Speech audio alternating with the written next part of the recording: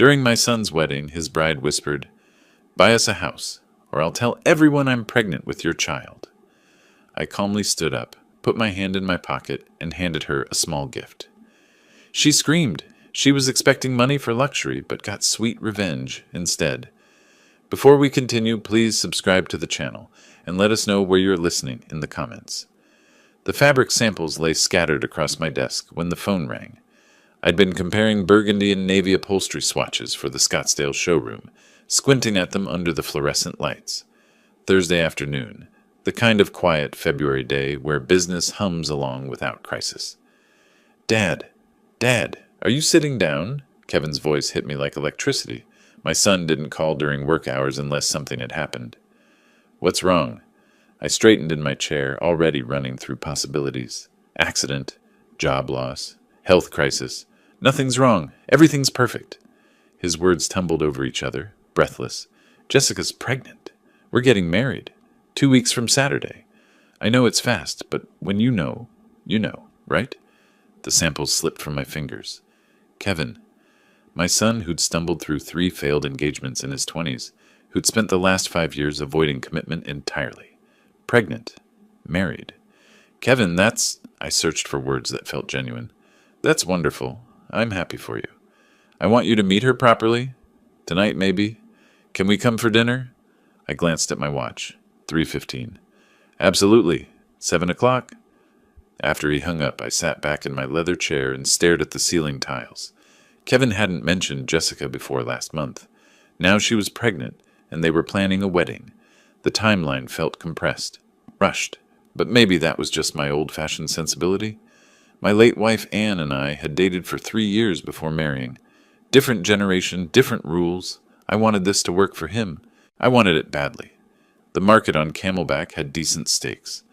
I selected 2 ribeyes and a New York strip, grabbed asparagus and baby potatoes.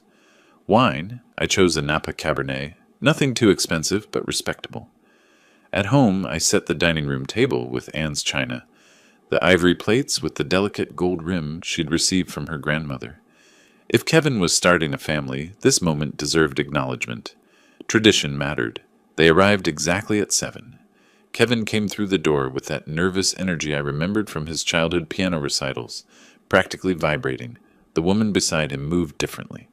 Smooth, controlled, her heels clicking against my tile entryway with purpose. "Dad, this is Jessica." She was striking. Dark hair pulled back in a sleek ponytail, designer dress that probably cost more than my monthly utility bill. Her handshake was firm, almost aggressive, and her smile stayed fixed on her mouth without reaching her eyes. "Charles, Kevin talks about you constantly." Her gaze swept past me, cataloging the living room, the furniture, the art on the walls. "What a lovely home." "Thank you. Please come in. Dinner's almost ready." Kevin hovered beside her like a satellite, watching her reactions. I led them to the dining room, where Jessica's attention immediately locked onto the china cabinet. "Interesting pieces. Are these antiques?" She moved closer to the cabinet, phone already in her hand. "Do you mind if I take a few photos? I love vintage design." Before I could answer, she was snapping pictures of the credenza, the grandfather clock in the corner, the cabinet itself. Kevin jumped in. "Jess is really into interior design. She's got amazing taste." "I'm sure she does." I headed to the kitchen, grateful for the excuse to move. Something in her tone when she said antiques hadn't sounded like admiration. It sounded like appraisal. Dinner started pleasantly enough. Kevin asked about the business, updating me on his work in commercial real estate, but Jessica dominated the conversation with surgical precision. 4 stores, Kevin mentioned. That must generate significant revenue. She cut into her steak, eyes on me. "What's the annual take for something like that?" "It varies. Economy affects furniture sales more than people realize." I kept my voice light, businesslike. "But you must do well. This neighborhood, the house, the business." She gestured with her fork. "You've built something substantial." Kevin shifted in his seat. "Dad worked incredibly hard. Built it from a single storefront." "Very impressive." Jessica sipped her wine. "We drove through Paradise Valley yesterday. Those estates are breathtaking. That's where I picture raising a family. Good schools, safe neighborhoods. Important for children, don't you think?" The implication hung between us like smoke. Kevin focused on his plate, cutting his meat into smaller and smaller pieces. Paradise Valley is expensive, I said carefully. Of course, but you can't put a price on a grandchild's future. Her hand covered Kevin's on the table. We're still figuring out our housing situation. My current rental is impossible. The landlord refuses to make basic repairs. With a baby coming, we need proper space. Kevin finally spoke. We're looking at places, Dad. Nothing fancy yet. Nothing fancy, but something safe. Jessica's smile widened. Kevin tells me you're very generous with family. That's rare these days. I took a long drink of water, buying time. Every instinct I'd honed over 40 years in business was firing warnings. These weren't casual dinner questions. She was establishing needs, testing responses, calculating possibilities. The rest of the meal passed in similar fashion. Jessica commented on the furniture, then asked what pieces cost. She mentioned her student loans, then wondered aloud how Kevin's family handled financial planning. She complimented the house, then noted how much upkeep older homes required. Kevin barely spoke. When he did, it was to soften her edges. What Jessica means is, or she's just excited about the wedding. When they finally left around 10:30, Jessica hugged me at the door. She leaned in close, her perfume overwhelming, and whispered, "Thank you for being so understanding. Kevin talks about your generosity all the time. We're lucky to have you." Kevin's hug was quick, distracted. He seemed eager to leave. I stood in the doorway watching their taillights disappear down the street. Jessica's head was already bent over her phone, illuminated by the screen's glow. Inside, I cleared the table slowly, rinsing Anne's china by hand, though the dishwasher would have been easier. My hands moved through the routine while my mind replayed the evening, the way Jessica photographed my home without asking, the pointed questions about money, about real estate, about my generosity. Kevin's silence, his hunched shoulders, the way he avoided my eyes. I told myself it was nerves, wedding stress. But my gut, the same instinct that had saved me from disastrous business partnerships, from bad investments, from deals that looked perfect on paper but felt wrong, was screaming. Something about her eyes when she looked around my home. She wasn't seeing a family house where her child's grandfather lived. She was doing math. I woke at 6 Friday morning after 3 hours of fractured sleep. Every time I drifted off, I saw Jessica's face across my dining table, heard her voice asking about revenue and real estate. The coffee maker gurgled while I sat at the kitchen table staring at the chairs where they'd sat 12 hours earlier. The details wouldn't leave me alone. The way she'd held her phone when photographing the credenza, not like someone admiring furniture, but like someone cataloging inventory. Her questions hadn't been conversational. They'd been reconnaissance. And Kevin's expression, that hollow, defensive look I'd seen before, 3 years ago when Rachel had controlled every aspect of his life. History repeating while I watched it happen. By 10 o'clock I was at my office, but the inventory reports sat ignored on my desk. I opened LinkedIn on my computer and typed Jessica Simons Phoenix into the search bar. Her profile appeared polished and professional. Spa manager at Desert Serenity Wellness Center. Photos of her at charity events, smiling beside other volunteers, glowing recommendations from colleagues. Everything looked legitimate. I scrolled deeper. Older posts, comment sections on photos, tags from other users. Patterns emerged. 2 years ago, dinner at Bourbon Steak with my generous boyfriend. 3 years ago, photos at exclusive restaurants with different men in each one. Comments from someone named Amanda kept appearing. Another rich one. You're so lucky, sis. Another. The word stuck like a barb. Another rich one. Not another great guy or another keeper. Rich. That was the qualifying characteristic. I stared at the screen, my chest tight. This felt invasive, ugly. But Kevin was my son, my only child. If someone was targeting him, if she was targeting him, I needed to know. My phone sat on the desk. I picked it up 3 times before finally scrolling through my contacts to Marcus Jennings. We'd met at business networking events, crossed paths at charity fundraisers. He worked in credit verification services. We weren't friends exactly, but we were cordial. The conversation was brief and uncomfortable. "Marcus, I need a favor. Unofficial. It's about my son's fiancée." He didn't ask why. Give me her information, Marcus called back at 4:30. Charles, this is off the record. Completely unofficial. Understand? I understand. Jessica Marie Simons. Current address lists Tempe, but that's recent. Previous address was a luxury complex in Scottsdale. She was evicted 11 months ago for non-payment. Rent was $2,800 monthly. I wrote the numbers down, my handwriting sharp and precise. She's carrying $43,000 in credit card debt across 7 different cards, all maxed. 2 collection agencies have filed legal actions. She started bankruptcy proceedings 8 months ago but never completed them. The pen stopped moving. 43,000? Classic pattern, Charles. Living beyond means for years. The income she reports doesn't match the spending. Not even close. After I hung up, I sat motionless in my office chair. $43,000 in debt. Evicted from a luxury apartment. 2 lawsuits. None of this appeared on social media, where every photo showed designer clothes and expensive dinners and weekend trips to Sedona. The pregnancy announcement, the rushed wedding, the Paradise Valley comments during dinner. She wasn't marrying Kevin. She was marrying access to money she thought he had. Or more accurately, money she thought I had. I called Kevin at 6:15 after business hours when I knew he'd be home. I'd rehearsed the conversation in my head, planned to stay calm and rational. Son, we need to talk about Jessica. Have you checked her financial background? What? His voice immediately sharpened. What are you talking about? I had someone look into her credit history. Kevin, she has substantial debt. Over $40,000. She was evicted from her previous apartment. There are collection agencies. You what? The explosion came through the phone like a physical force. You investigated her? You called in favors to spy on my fiancé? Kevin, listen to me. She has 7 maxed credit cards, 2 active lawsuits. This is serious financial trouble. And with a baby coming, how dare you? His voice cracked. Do you have any idea how controlling this is? How invasive? I'm 35 years old, Dad. I don't need you vetting my life like I'm some teenager. I'm trying to protect you. These are facts. She was paying rent she couldn't afford. She's buried in debt. You can't stand seeing me happy. You never approved of anyone I dated. Rachel, Michelle, Sarah. You found problems with all of them. This isn't about approval. I kept my voice level, fighting to stay calm.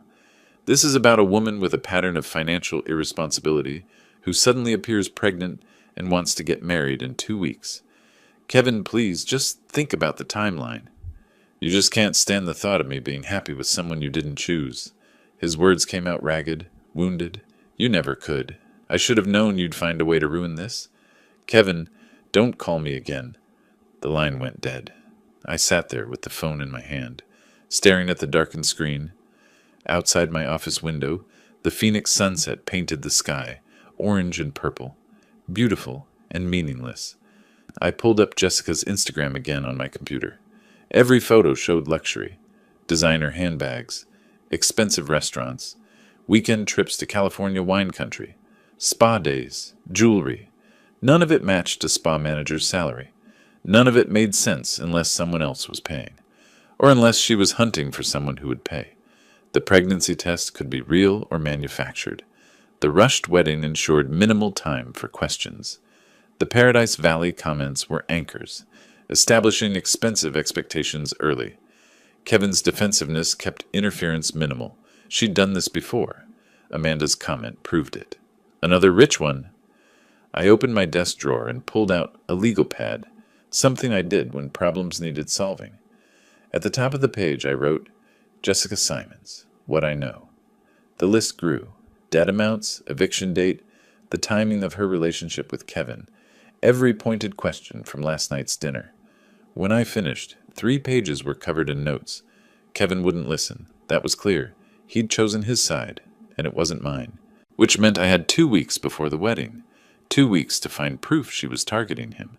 2 weeks to stop this before she destroyed my son.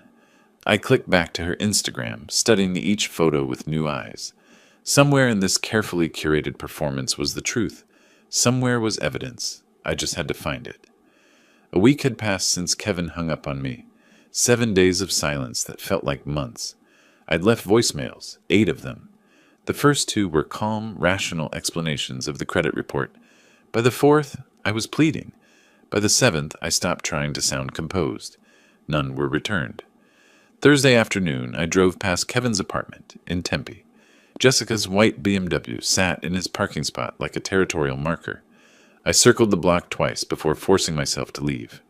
Marcus called Wednesday with more information, his voice reluctant. Charles, I shouldn't tell you this, but Kevin maxed out his savings account. $47,000. Gone. For the wedding? That's not all. He took out a personal loan. $35,000 at 18% interest. Just for the reception venue. I sat in my office holding the phone long after Marcus hung up. $82,000. Kevin's entire safety net, plus debt that would take years to clear, for a wedding that would last 4 hours. The invitation arrived in Saturday's mail. Heavy cardstock, embossed lettering, my name in elegant script. The Phoenician Resort, Scottsdale. Ceremony at noon, February 22nd. I searched the venue online. Their wedding packages started at $80,000. Premium upgrades, the kind Jessica would demand, pushed costs well past 6 figures. The math wouldn't work. Kevin's salary, his savings, the loan, none of it covered what I was seeing. Someone had guaranteed additional expenses. Monday morning, I called the resort's events coordinator, my voice casual. I'm inquiring about availability for my daughter's wedding. What does the Powell ceremony on the 22nd include? The woman's enthusiasm poured through the phone. Oh, the Powell wedding is beautiful. Premium everything. Open bar with top-shelf selections. Live orchestra. Imported French roses. Chef's tasting menu for 200 guests. They spared no expense. I thanked her and ended the call, my stomach hollow. Kevin was drowning and Jessica was piling stones in his pockets. That night, I sat at my kitchen table, typing messages to Kevin on my phone. Deleting them. Typing again. Deleting. Son, please call me back. Delete. Kevin, I'm worried about your finances. Delete. I love you and I'm sorry. Delete. Everything sounded either controlling or pathetic. I sent nothing. Wednesday afternoon, my phone buzzed with a text from an unknown number. Charles, it's Jessica. We need to talk privately before the ceremony. It's important, for Kevin's sake. Can we meet? I stared at the message for 10 minutes, reading it over and over. She was making a move, but toward what? My instinct, the same sense that had kept me from ruinous business deals for 40 years, screamed that this was negotiation, not reconciliation. I typed, when and where? Her response came within seconds. Tomorrow evening, your house? Kevin thinks I'm at my bachelorette dinner. 7 p.m. Thursday morning, I drove to an electronics store on Bell Road. The clerk was young, enthusiastic about the products arranged on gleaming shelves. I need a recording device for business meetings, I told him. He showed me a unit the size of a USB drive. This model is excellent. 20 hours of battery. Voice activated, so it only records when someone's talking. Clear audio up to 15 feet. Is it legal for recording conversations? In Arizona, absolutely. One-party consent state. As long as you're part of the conversation, you can record it. I bought it immediately. In my car, I researched Arizona's recording laws on my phone. The clerk was right. One-party consent. Legal to record conversations I participated in without informing the other party. I practiced activating the device. A simple button on the side, a single red blink, then darkness. I drove home and tested it, recording myself reading the newspaper aloud, playing it back.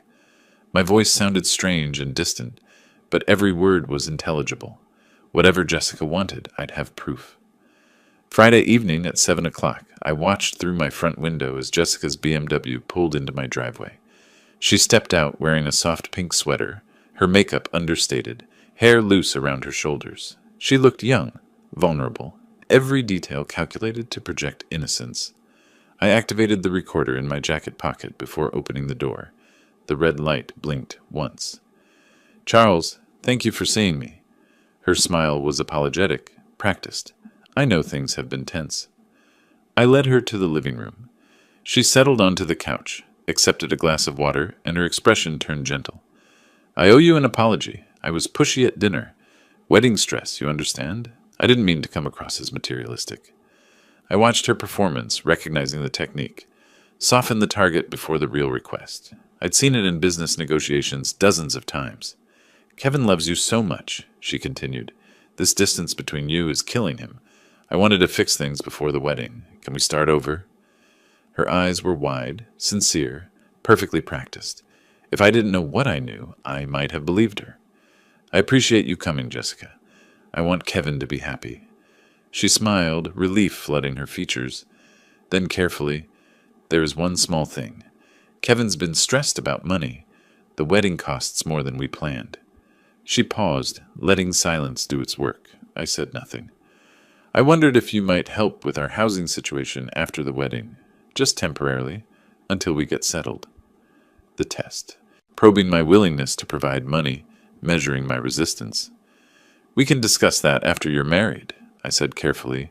Let's focus on the wedding first. Her smile tightened. Not the answer she wanted, but she nodded and left 15 minutes later. After her taillights disappeared down the street, I sat in my darkened living room and played back the recording. Her voice emerged crystal clear, every inflection captured. Tomorrow was the wedding. Whatever Jessica really wanted, she'd ask for it then, and I'd be ready. Saturday morning arrived cold and bright. I'd slept 3 hours, spent the rest pacing my bedroom, running through scenarios. None prepared me for what was coming. The Phoenician resort spread across the base of Camelback Mountain like a palace. I pulled into the circular drive at 10 o'clock, watching valets in crisp uniforms rush toward arriving cars. Money radiated from every detail: the spotless pavement, the towering palms, the marble columns framing the entrance. Ice sculptures flanked the doorway, massive swans that must have cost thousands. Floral arrangements 12 feet tall lined the walkway, white roses and orchids arranged in cascading waves. I mentally calculated 5,000 for flowers alone, possibly more. Kevin's friends were arriving, women in designer cocktail dresses, men in expensive suits. I recognized a few faces from his college years. They looked successful, established, the kind of crowd Jessica would want as witnesses to her triumph. I touched my jacket pocket, feeling the recorder's small weight. My phone buzzed. Guest lounge, second floor, east wing. 11 a.m., alone. I walked through the venue toward the ceremony space. The ballroom had been transformed into something from a luxury magazine spread. Crystal chandeliers reflected light across hundreds of white roses. Gold chairs arranged in perfect rows for 200 guests. A string quartet warming up in the corner. Champagne fountain already flowing, bubbles catching light. Through an open door, I saw Kevin surrounded by groomsmen. He was laughing at something, adjusting his bow tie, checking his watch. He looked genuinely happy. My chest tightened watching him. At exactly 11, I climbed the staircase to the second floor. The guest lounge was empty, private, with floor-to-ceiling windows overlooking the mountain. I activated the recorder. The single red blink confirmed it was working, and slipped it back into my pocket. Jessica entered at 11:03, closing the door quietly behind her. The wedding dress was stunning. Vera Wang, probably, elegant silk with intricate beading across the bodice.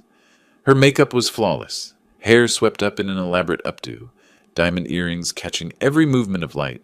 She looked like a princess from a fairy tale, but her eyes were cold mathematics. Charles, thank you for coming early. Her smile was warm, practiced. I know things have been difficult.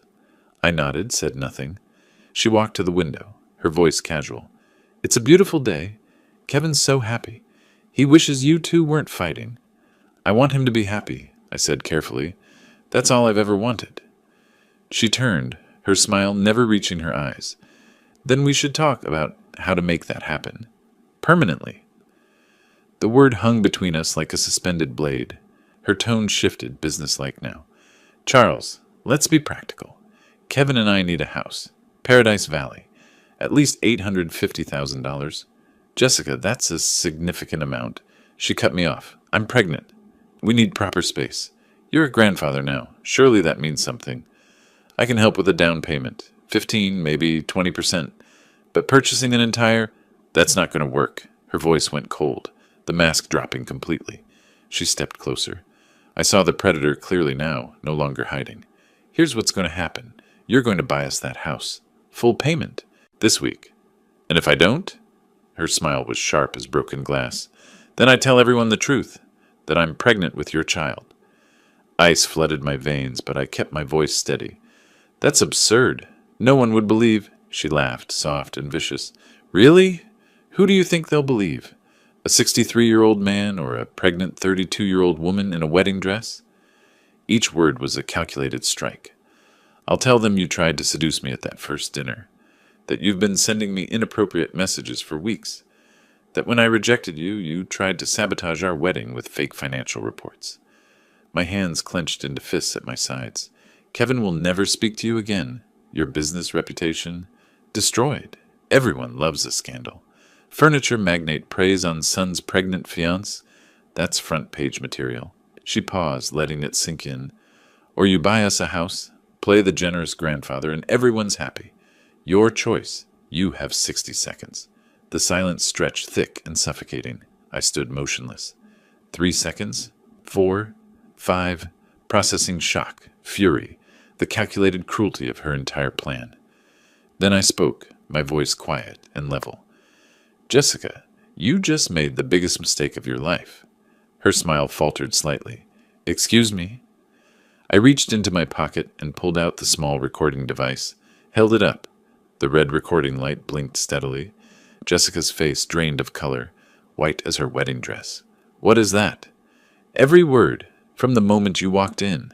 She lunged forward, grabbing for the device, her voice rising to a shriek. Give me that! You can't! That's illegal! I pulled back, stepped toward the door. Arizona is a one-party consent state, completely legal. You recorded me? You set me up? I opened the door. Jessica followed, still grabbing at my arm, her composure shattered. I walked quickly down the stairs toward the ceremony hall. Her screams followed me. Charles, wait! Please! We can work this out. I didn't mean... Guests in the foyer turned, staring. I didn't stop. I entered the ballroom and walked straight to the sound technician near the string quartet. Connect this to your system. Play it now. The technician looked confused. Sir, the ceremony's about to... Do it. Now. Jessica rushed in behind me, mascara starting to run, face twisted with panic. Kevin appeared from the groom's room, his expression confused. Dad? What's happening? The recording began. Jessica's voice filled the ballroom through crystal-clear speakers. Charles, let's be practical. Kevin and I need a house. Every guest froze. 200 people locked in horrified silence. The recording continued. Her pregnancy threat, the seduction accusation, the blackmail demand, every word captured with perfect clarity. Kevin stood paralyzed, his face cycling through confusion, disbelief, recognition, horror. When the recording ended, silence blanketed the room like sudden snow. Jessica stumbled backward, words failing, excuses dying on her lips. Kevin stared at his bride, then at me, then back at Jessica. His voice broke. Tell me he faked that. Tell me this isn't real. Jessica opened her mouth, but no convincing lie emerged. I watched my son's face crack open, watched the illusion he'd built shatter into pieces. The wedding was over before it began. The recording's final words faded into crushing silence. I watched Kevin's face cycle through emotions like channels flipping on a television, confusion, denial, desperate hope that somehow this was fake, that his father had manufactured evidence to destroy his happiness. Jessica broke the silence first, her voice rising toward hysteria. He edited that. He manipulated the audio. Charles, how could you do this? Kevin turned to me, his eyes pleading. Dad, tell me you faked it. Please. My voice came out quiet, steady. Every word is real, Kevin, unedited. I can provide the original file, timestamps, metadata.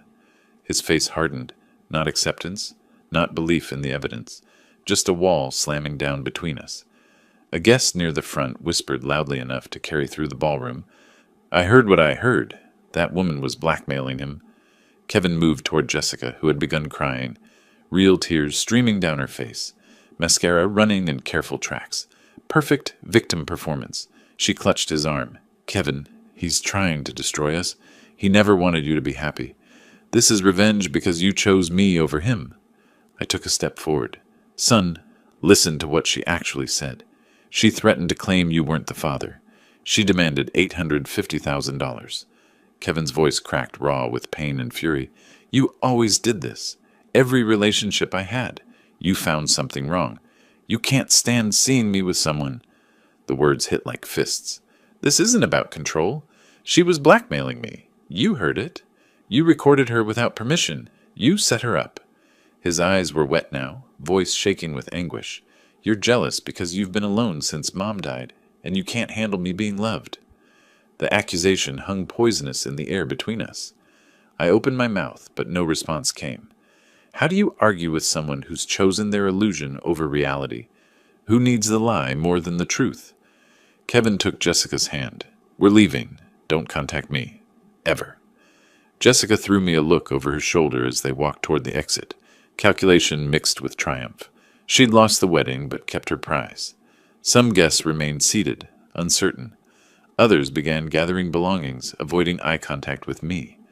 A woman I recognized as Jessica's friend Amanda called out, "We believe you, Jess. This is disgusting." But other guests approached me quietly. "That recording was clear. I'm sorry about your son." The resort manager appeared, uncomfortable in his crisp suit. "Mr. Powell, we'll handle the cancellation arrangements. No charge for the venue." I nodded, unable to form words. Within an hour, the ballroom emptied. I sat in one of the gold chairs, surrounded by $80,000 worth of flowers and untouched champagne fountains.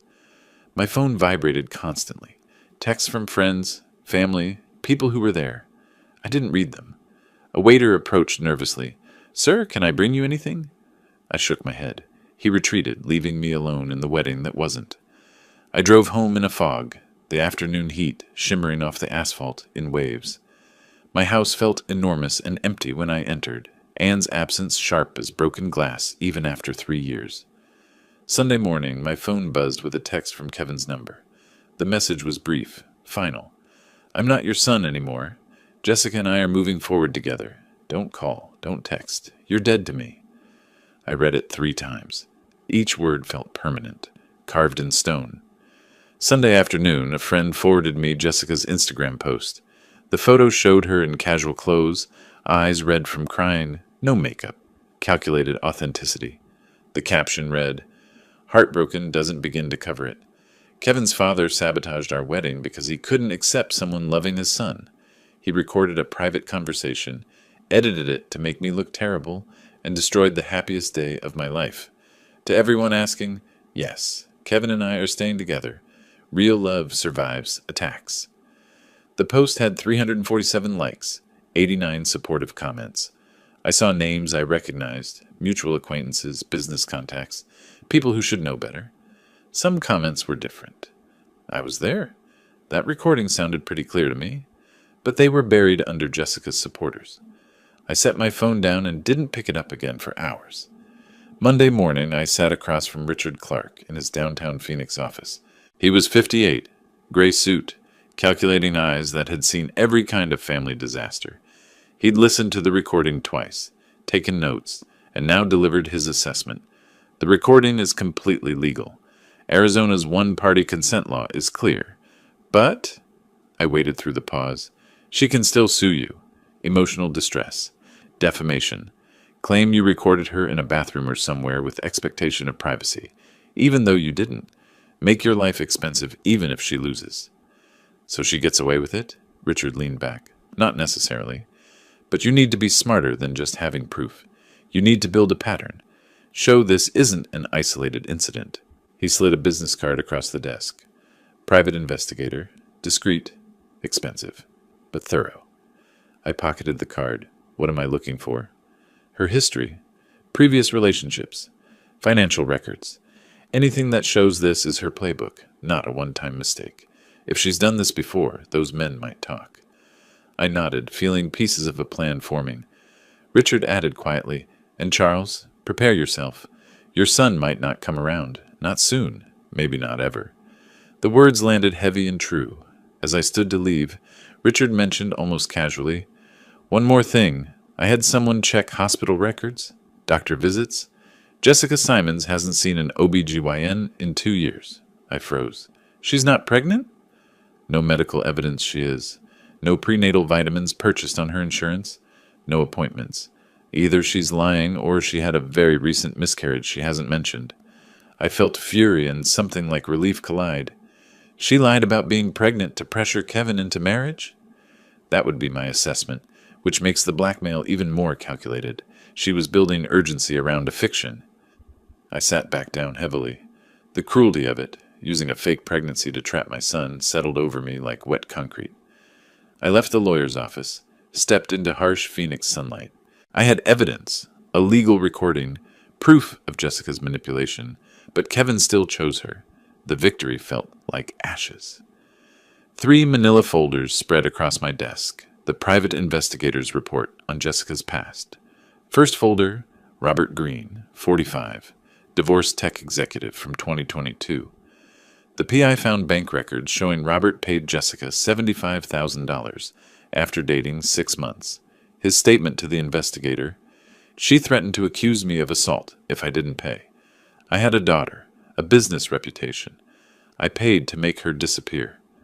Second folder, Michael Torres, 51, real estate investor from 2020.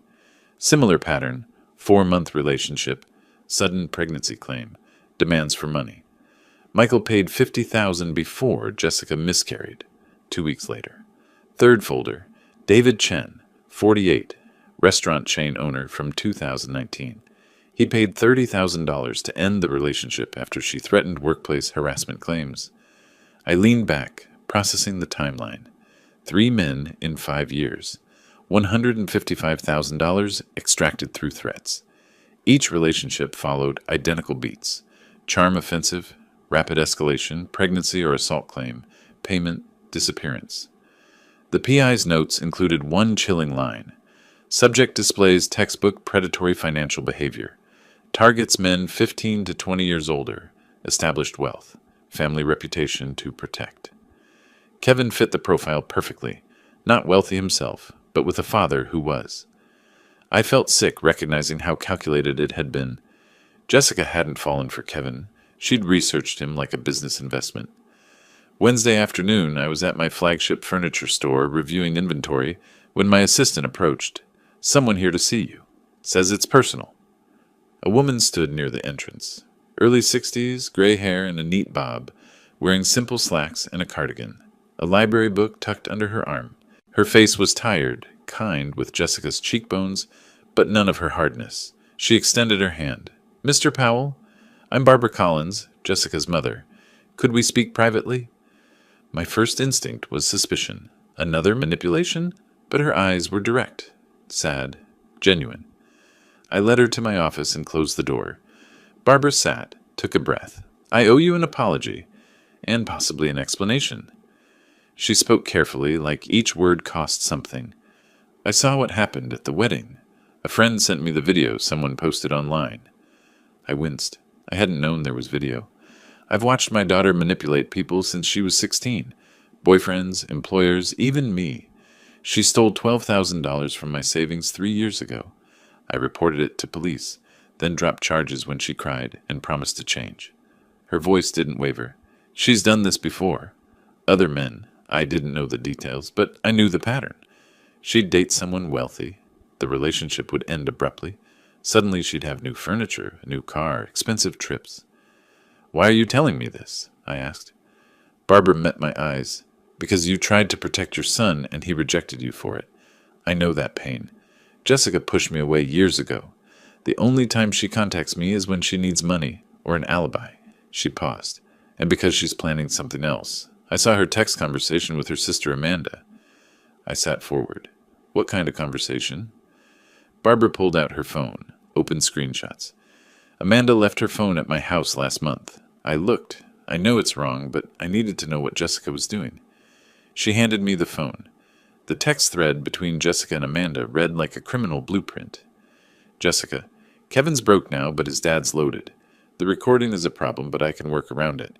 Get Kevin to sue Charles for emotional damages. Split whatever we win." Amanda, "You think Kevin will sue his own dad?" Jessica, "He'll do whatever I tell him. He's already isolated from everyone but me. Give it 2 months, then I'll suggest he deserves compensation for childhood trauma or something. Make it about therapy costs." I read it twice, feeling cold fury build. I looked up at Barbara. "You're giving this to me. Why?" Her voice was quiet. "Because I failed as a mother somewhere. I don't know where or when, but I created this. and I can't watch her destroy more lives. This is your daughter. Yes, and I love her, but I also know she won't stop unless someone stops her. You have resources to fight back. Kevin's in danger, even if he doesn't see it yet. She added, there's more. Email threads where Jessica discusses targets. A spreadsheet of men she researched, including income estimates. She treated your son like a business acquisition. I felt something shift inside me. Not just anger, but strategy forming. Barbara visited again Thursday morning at a coffee shop I suggested. Neutral ground. She brought more evidence. Printouts of Jessica's social media from years ago. Deleted posts bragging about landing wealthy men. We sat for 2 hours, Barbara filling in gaps the PI couldn't access. I found myself talking about Kevin's childhood, my late wife, how hard I tried after she died. Barbara listened, shared her own story. Husband left when Jessica was 10. She raised both daughters alone on a librarian's salary. Jessica always wanted what we couldn't afford, Barbara said. I thought it was normal kid stuff. By the time I realized it was something else, it was too late. The conversation shifted from evidence to something more personal. Two parents wounded by their children. Over the next week, Charles and Barbara met 3 more times. Initially to discuss strategy, share information, plan legal moves. But the conversations drifted. Books we'd read, Phoenix's relentless heat, the loneliness of empty houses. I noticed Barbara's careful intelligence, her quiet humor, the way she listened completely.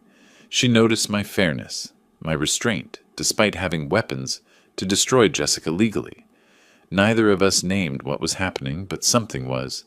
A recognition, comfort in shared damage. Friday afternoon, Barbara emailed me a file, Jessica's project spreadsheet. I opened it, felt my blood pressure spike. Column headers, name, age, net worth, STC, vulnerabilities, timeline, expected yield. Kevin Powell, 35, 85K salary, but father owns $4 business. Father guilt, isolated, desperate to prove independence. 6 to 8 months, 500K, 1 9 other names were listed above Kevin's, dates going back to 2018. Most had notes. Completed 75K, completed 50K, failed, too smart, failed, had prenup. I forwarded the file to Richard immediately. This wasn't just evidence. It was a confession. Barbara and I met at the coffee shop again Friday evening. I slid my laptop across the table, showed her Richard's response. This changes everything. We can pursue fraud charges, but we need to be strategic about when we reveal this. Barbara nodded slowly. What's the goal? Protecting Kevin or punishing Jessica? I considered. Both. But protecting Kevin comes first, even if he hates me for it. Barbara's hand rested briefly on the table near mine. Then we do this carefully. Together. The word together sat between us, meaning more than strategy. The email from my private investigator arrived Thursday morning, with the subject line, New development. Urgent. I opened the attachment at my office desk. Screenshots of Jessica's text conversation with a commercial realtor filled my screen. She'd found a luxury spa location in Paradise Valley. Monthly rent, $15,000. Her pitch to Kevin emerged through the messages. We'll be partners. Your business degree, my spa management experience. We just need startup capital. I scrolled further. Equipment quotes totaling $180,000. Renovation estimates of $120,000. The final text made my stomach drop. Jessica to the realtor. My fiancé is securing a $200,000 business loan. Can you hold the property for 2 weeks? I forwarded everything to Barbara and Richard immediately. An hour later, the PI's follow-up arrived, marked, Confidential Smoking Gun. Attached was Jessica's LLC registration in Delaware, created 2 weeks earlier. The company name, Serenity Wellness Holdings. The registered agent wasn't Kevin. It was Jessica alone. Bank account documents showed an offshore connection in the Cayman Islands. The PI's note explained, Standard setup for capital extraction. Equipment purchases get invoiced to offshore suppliers. Fake companies she controls. Money disappears, business fails. She vanishes with capital.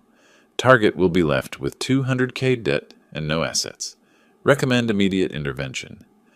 I'd seen this scheme before. Contractors who defraud investors, vendors who bill for phantom supplies. Kevin wasn't a partner. He was a funding source. I called Richard.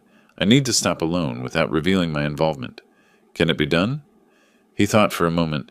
Anonymous tip to the bank's risk assessment department. Include her credit history, the LLC structure, the offshore account. Banks hate fraud risk. That afternoon, I created an anonymous email account at the public library downtown. Sat at a computer terminal surrounded by teenagers doing homework and retirees reading news sites. I attached Jessica's credit report, the one Marcus had provided months ago, plus screenshots of the Delaware LLC showing her sole ownership, and the Cayman Islands account documentation. Subject line, Fraud Alert, Kevin Powell, Loan Application. Body text, the supposed business partner Jessica Simons has 43 in existing debt, an offshore account, and sole control of the LLC Mr. Powell believes they co-own. Recommend reviewing for fraud indicators.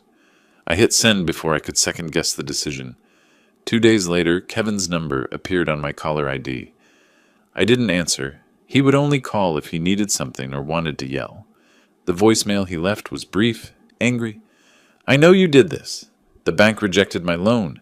They said someone sent them information about Jessica. This is low, even for you.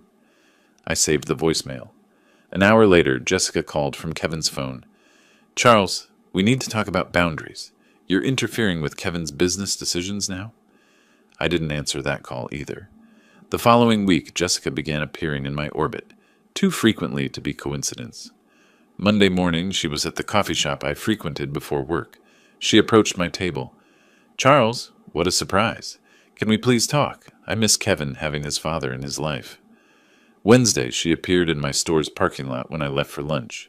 Friday, she showed up at a restaurant where I was meeting a supplier, sat at the bar, made eye contact, smiled. Each time, I ensured I wasn't alone. Stayed in the coffee shop's crowded main room. Called my store manager to walk me to my car. Asked the supplier to stay until Jessica left. I recognized the tactic. Create situations that could be misinterpreted, then claim harassment or worse. My phone stayed in my pocket, recording every encounter. Saturday afternoon, Jessica appeared at my store again, this time in workout clothes. Tight, strategic. She waited until other customers left and approached my desk. I wanted to apologize, privately. Can we talk in your office? I stood but didn't move toward the office.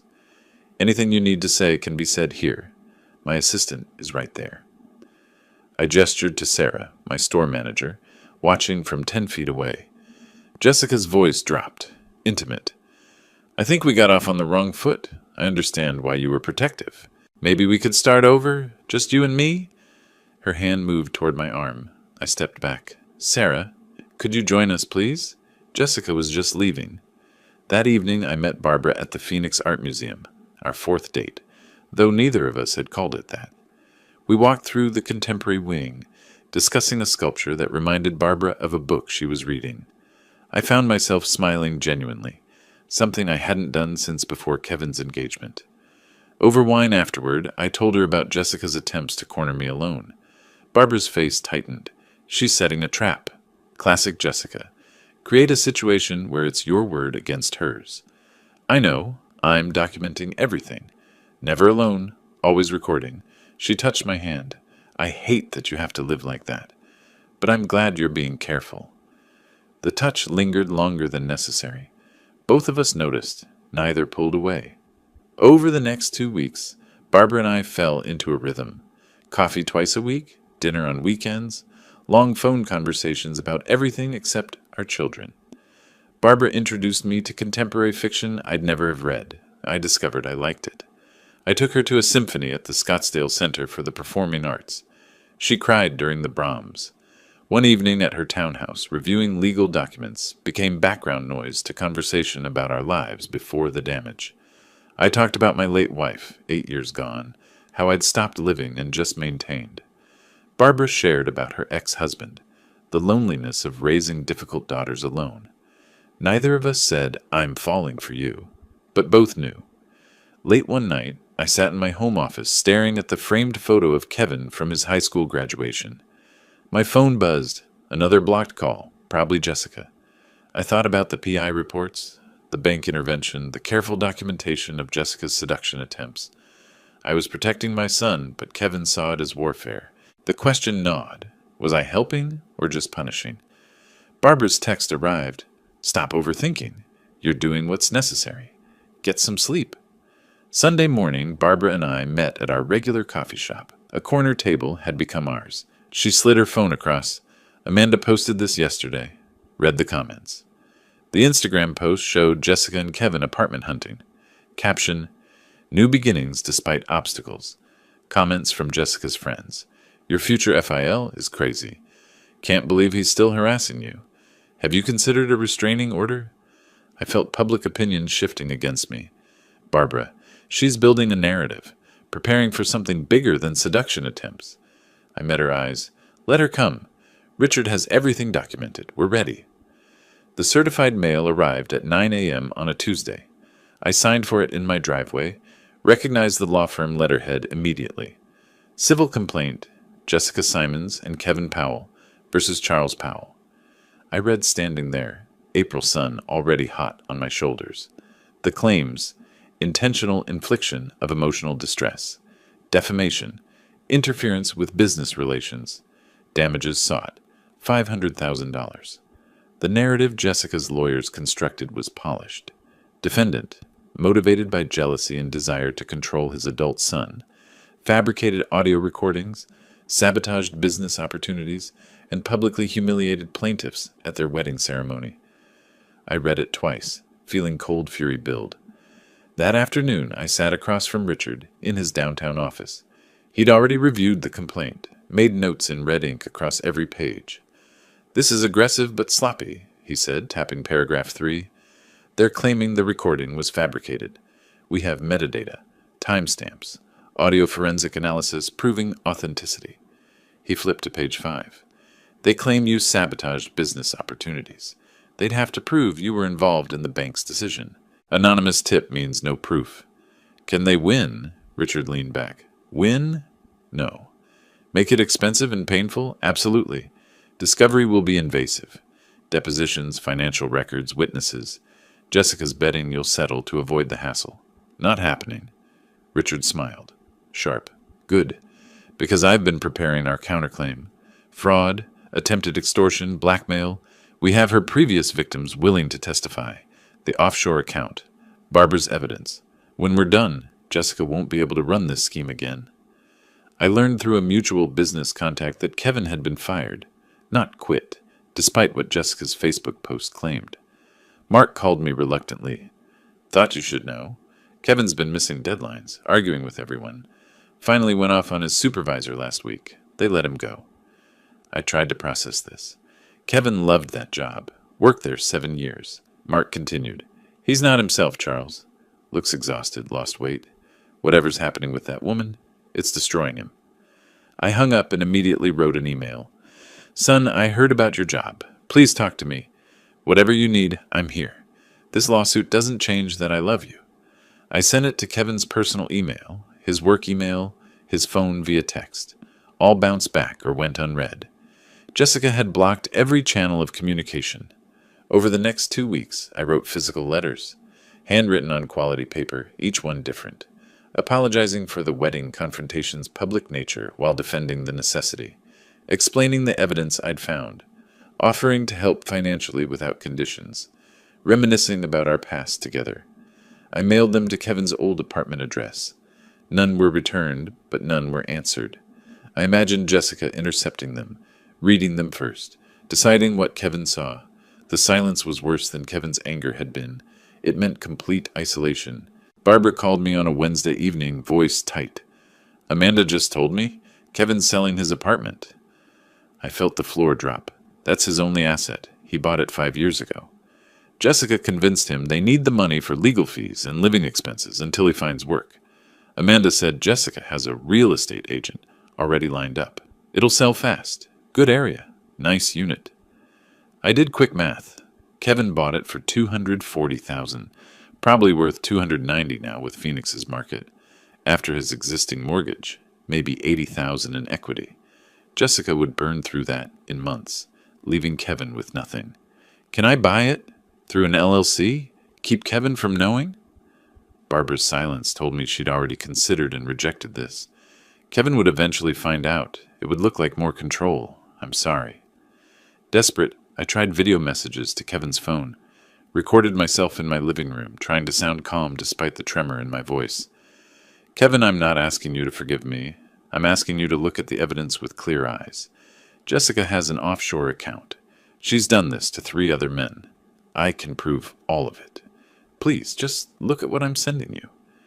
I attached PDFs, bank records, the PI report, screenshots of Jessica's LLC. The message showed as delivered but never opened. I recorded another. I know you can't hear this. Jessica's blocking everything, but I need you to know I would do it all again. The recording, the bank tip, everything. Because you're my son, and watching you be destroyed would kill me. I didn't send that one. Too raw, too desperate. Late April evening, I sat in my home office surrounded by legal documents and evidence files. My phone showed the lawsuit timeline. Discovery starts in 3 weeks, depositions in 6. Kevin's life was imploding. No job, selling his apartment, drowning in debt, isolated from everyone except his manipulator. My intervention was supposed to protect Kevin. Instead, Kevin was worse off than before, and blamed me for all of it. The question that had haunted me since February surfaced with new force. What if I'm wrong? Not about Jessica. The evidence was overwhelming. But about the method, the public confrontation, the ongoing interference. Maybe some lessons can't be taught, only learned through pain.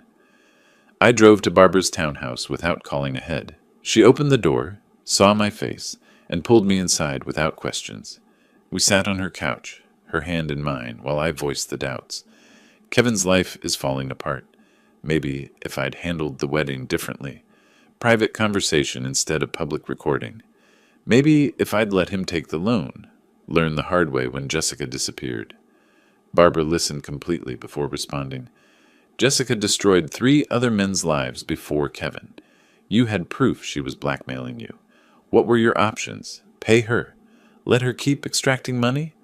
But Kevin made his choices, she said firmly. You gave him information. He rejected it. You can't protect someone from themselves forever. She cut my face.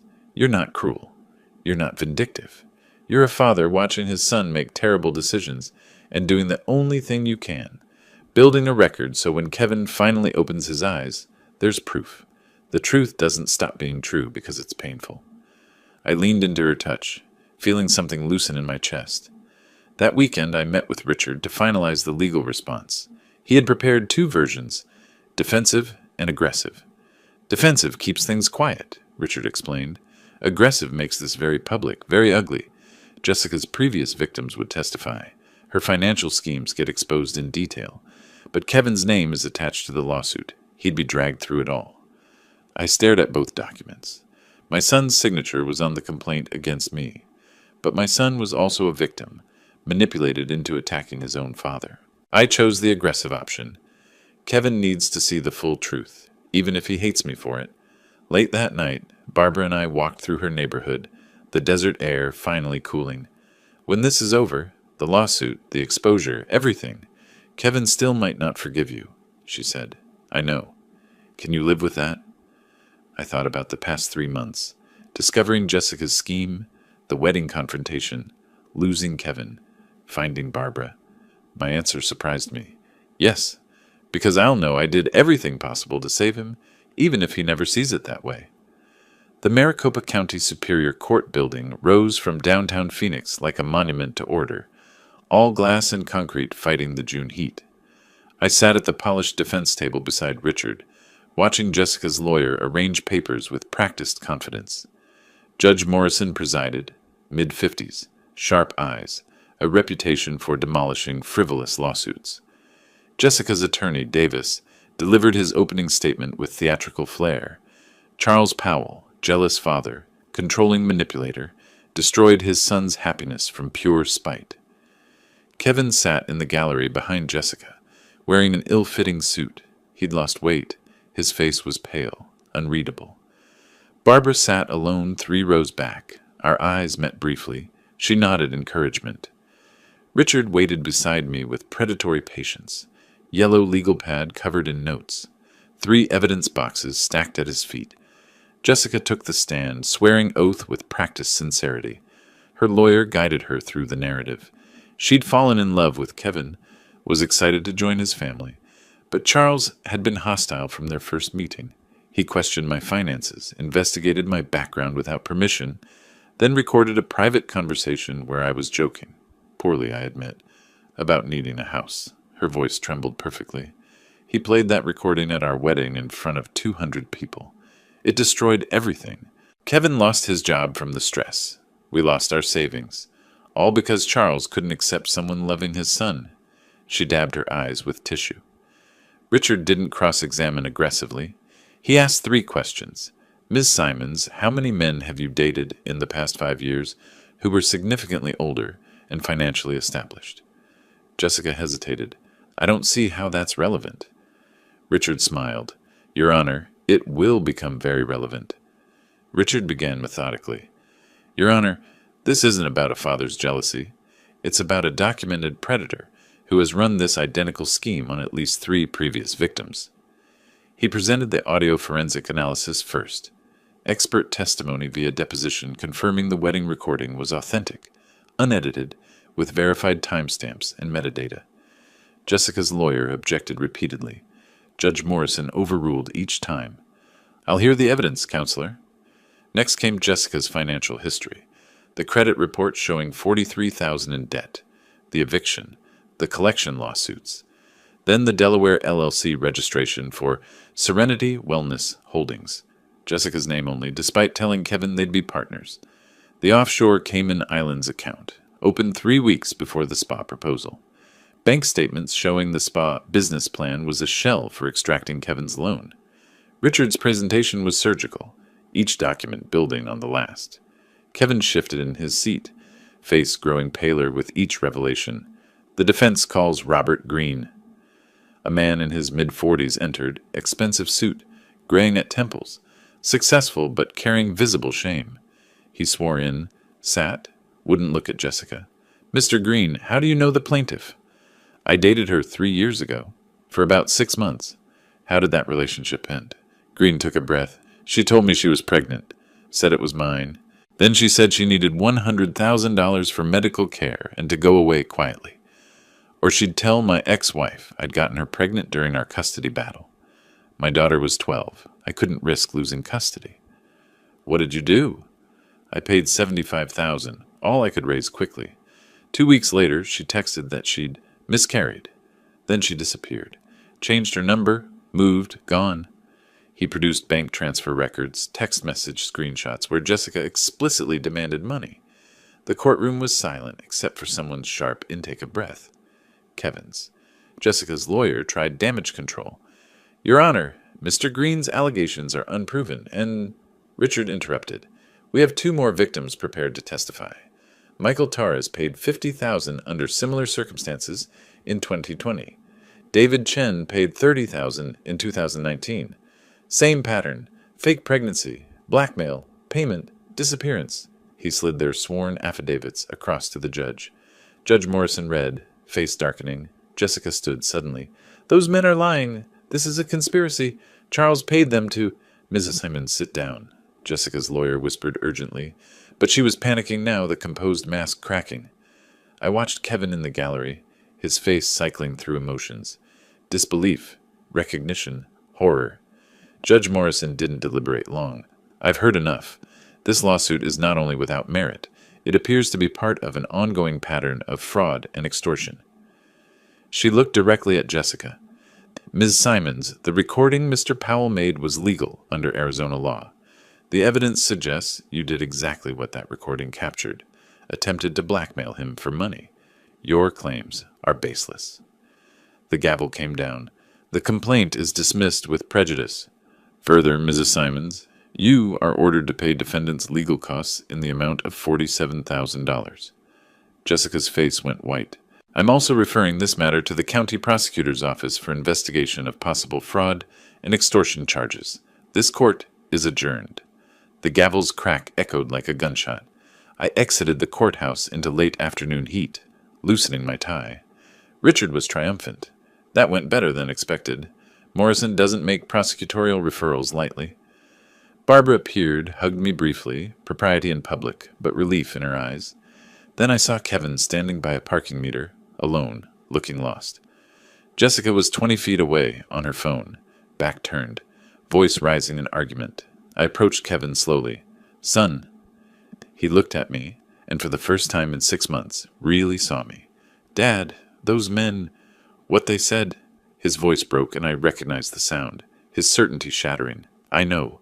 I'm sorry you had to hear it that way, but you needed to hear it." Kevin's next words came hoarse. "The offshore account, the fake pregnancy, was any of it real?"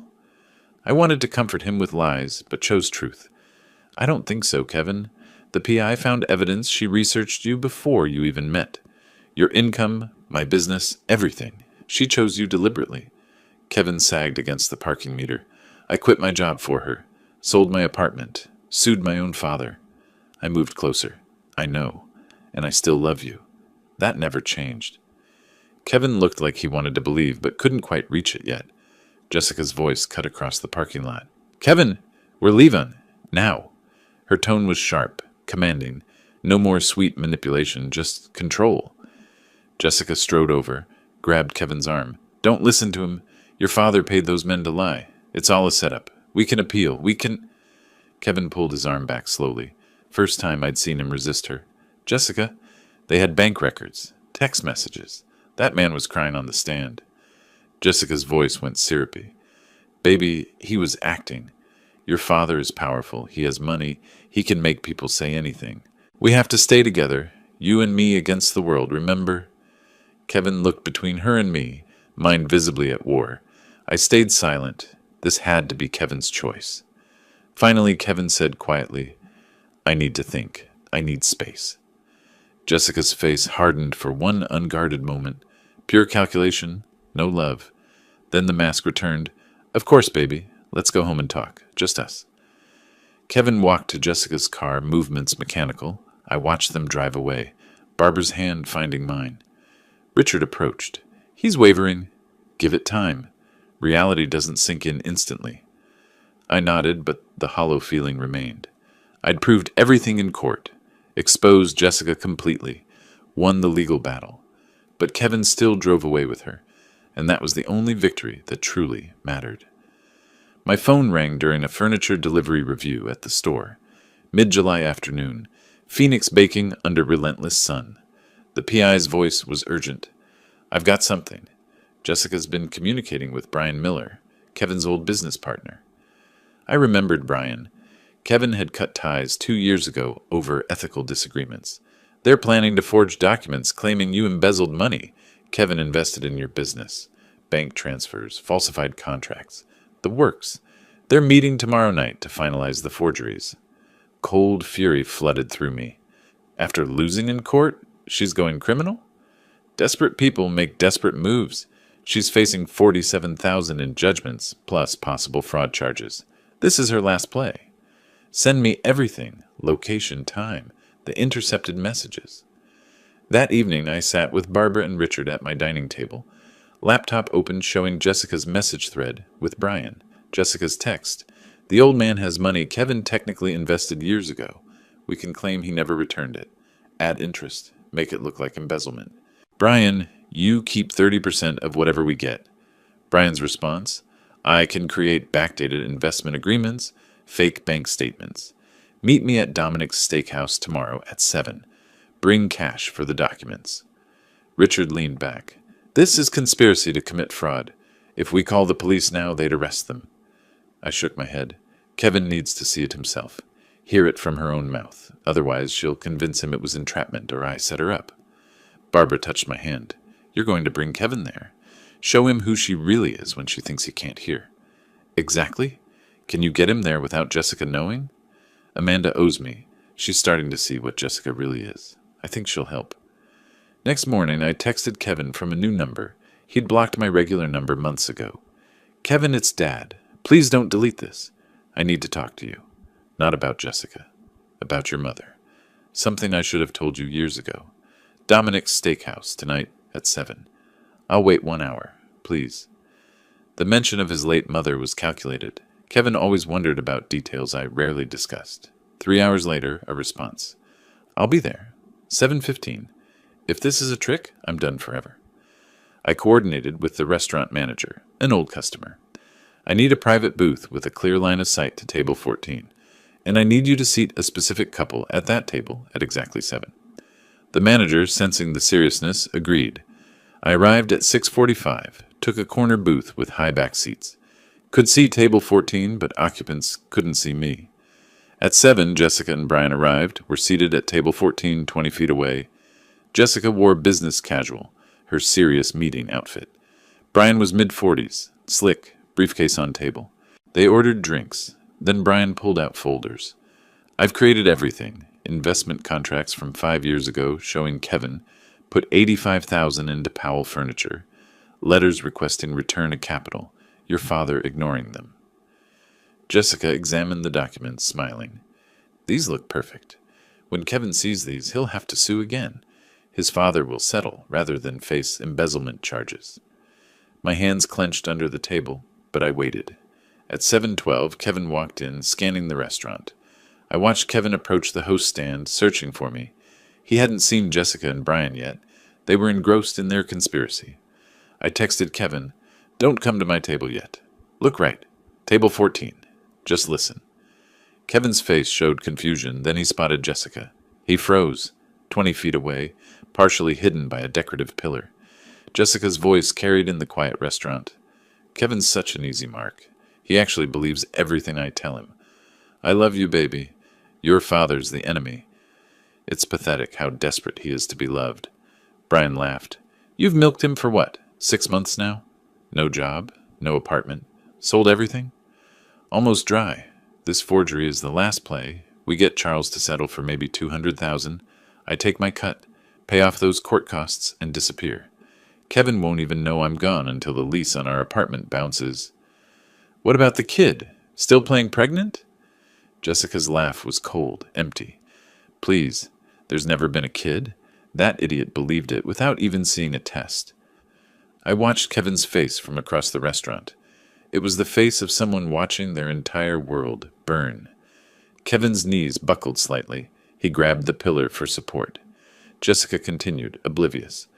The recording at the wedding was my only mistake. Should have checked for devices, but even after that disaster, Kevin stayed. They always stay longer than you expect. She took a sip of wine. Men like Kevin, desperate for validation, daddy issues, isolated, they're perfect targets. You just tell them what they want to hear and watch them hand over everything. Kevin turned, saw me in the corner booth. Our eyes met across the restaurant. Everything Jessica said, every lie, every manipulation, it was all visible in Kevin's expression. I nodded toward the exit. Kevin walked out, moving like a man underwater, and I followed. I found Kevin in the parking lot, leaning against a car, face in his hands. He wasn't crying, he was beyond tears, in that hollow space after catastrophic loss. I approached slowly. Son. Kevin's voice came muffled. You tried to tell me, at the wedding, after court, in every letter, I called you jealous, controlling, bitter. You were in love, or what you thought was love. She's very good at this. Kevin finally looked up. I sold my apartment, quit my job, sued my own father for someone who just called me an idiot, who was never pregnant, who was never anything real. I moved closer. You weren't blind, Kevin. You were manipulated by a professional. There's a difference. I lost everything. I have nothing. I am nothing. I pulled my son into a hug, first physical contact in 8 months. You have me. You've always had me. That never changed, not once. Kevin broke then, sobbing against my shoulder like he hadn't since childhood. I held him, feeling something fundamental shift back into place. Inside the restaurant, Jessica looked up to see police officers approaching. I'd called them before Kevin arrived, had them waiting. The forgery documents, the conspiracy on audio, the open warrant from the judge's fraud referral, it all converged. Jessica tried to run, but there was nowhere to go. Brian was arrested alongside her, both charged with conspiracy to commit fraud and forgery. By morning, Jessica had fled Phoenix on bail, skipping town and the $47,000 judgment. I didn't pursue her. She was out of Kevin's life, and that was the victory that mattered. August arrived with Phoenix monsoons washing the city clean. Kevin moved into my guest room temporarily, started therapy, began job hunting. The process was slow. Rebuilding a life takes longer than destroying one. But I watched my son gradually return.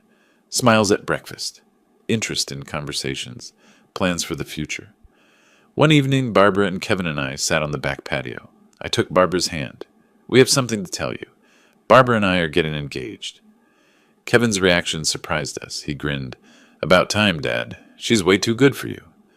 Barbara laughed, and I felt something I hadn't felt in years. Complete.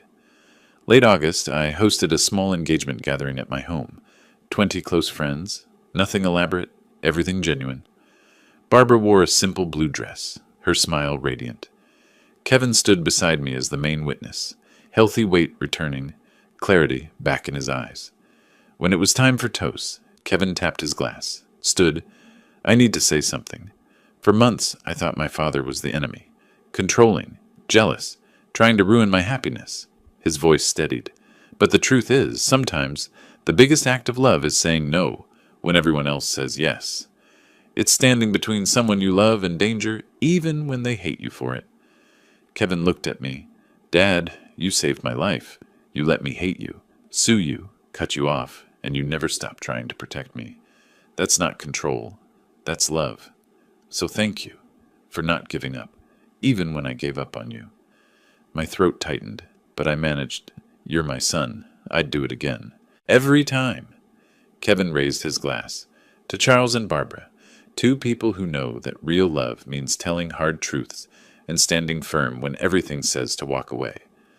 The small gathering applauded, glasses clinked, and I looked around. My son restored, a woman I loved beside me, a future built on ruins. The revenge wasn't destroying Jessica, it was this, saving Kevin and finding Barbara. That's the victory that matters. If you liked this story, please like this video, subscribe to the channel, and share your impressions of this story in the comments.